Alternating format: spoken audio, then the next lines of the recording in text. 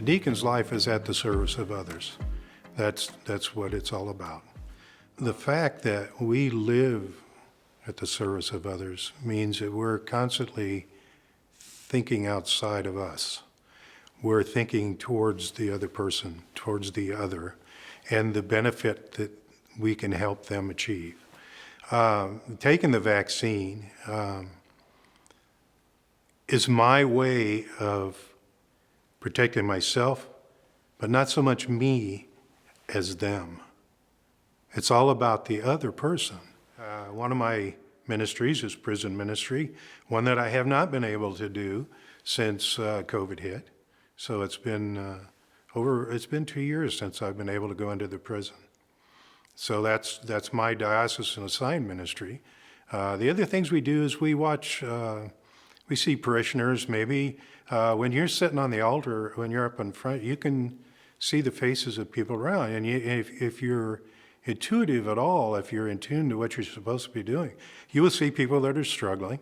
You'll see people that are maybe, you can tell that something's going on with them, and you approach them after Mass, ask them how they are. Is there anything we can do for you, help you out with something? Another thing is to help people find their way to live their faith more fully. That's one of the things that I did with Stacia and her mom, Shannon, because she was able to, because of the COVID, be trained to take communion into an assisted living facility that she worked at, that I did ministry in, but could not go in because of the COVID and that I had not been vaccinated yet. So that was a way for me as a deacon to help her find a way to expand on her way she lived her faith. So when the vaccine was made available, after first responders, after people in the nursing facilities, then it was released for people outside of facilities in the general population who were 65 and above and had comorbidities. We were in the first group of people that got the Moderna vaccine in the Knoxville area. And I come from a generation that has lived through, for me, the big one was polio. I worked at the State Historical Museum. We did an exhibit called We've Got You Covered. That exhibit was about the insurance industry in Iowa.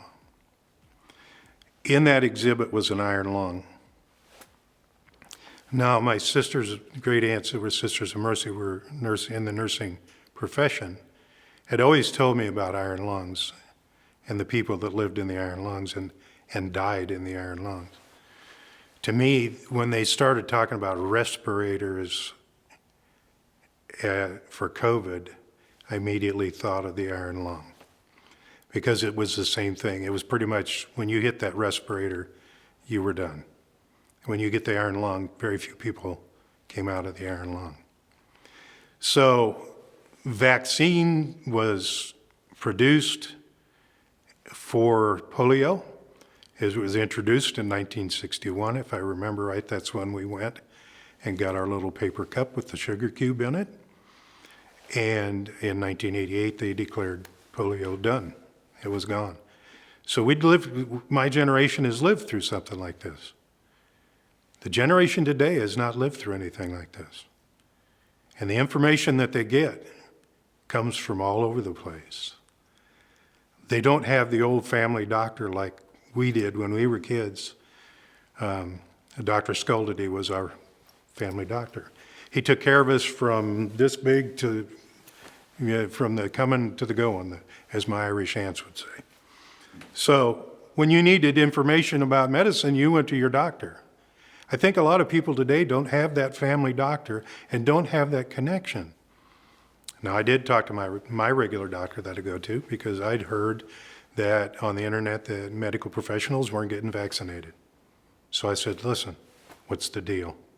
He tells me 97% of all doctors and medical professionals are vaccinated.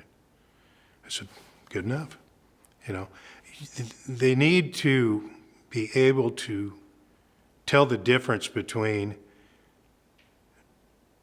a reliable source of information and somebody that's just off the wall, that's grabbing at every little thing to justify their own point of view. And that comes from critical thinking. And without critical thinking, you don't challenge any thought. You have to learn critical thinking. Don't just accept everything. Do your due diligence. Because if you only look for the things that agree with your point of view, you're never going to find the truth.